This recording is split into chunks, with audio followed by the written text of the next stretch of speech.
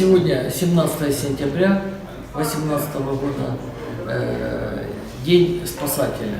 Мы на День спасателя решили подарить нашим доблестным пожарным такой прекрасный подарок – холодильник. Вообще.